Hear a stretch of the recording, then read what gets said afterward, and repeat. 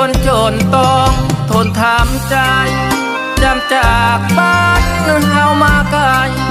สุดอะไรหัวใจอาบอนต้องจนไกลจากผัดผ้าบ้านเกิดเมืองนอนสุดแสนอะไรอาบอนงามงอนคนหาทางบ้าน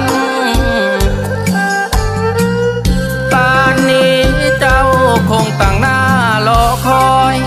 เบิ่งแยงลูกเฮาอย่างน้อยอย่าเงาง่อยไปเลยแจ่มจันทร์หวานคมอมเศร้าเบี่ยงหนักเบาบอกเคยไว้บัดสู้ทนเพื่อคนทางบ้านขอเอาแหงงานแลกเศษเงินมาบางเวลาถือขวานาดาว่า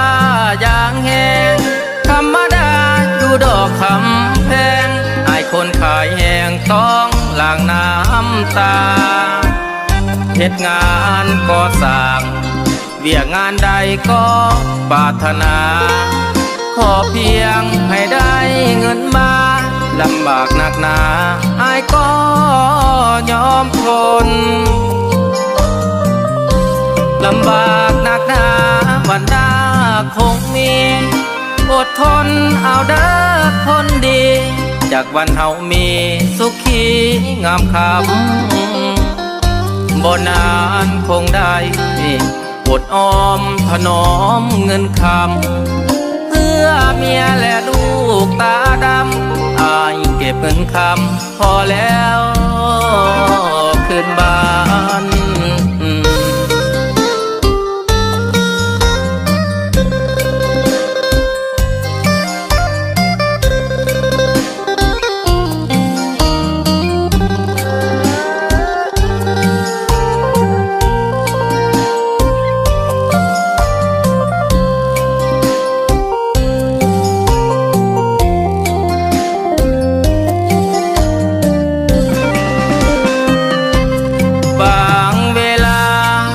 คือขวานา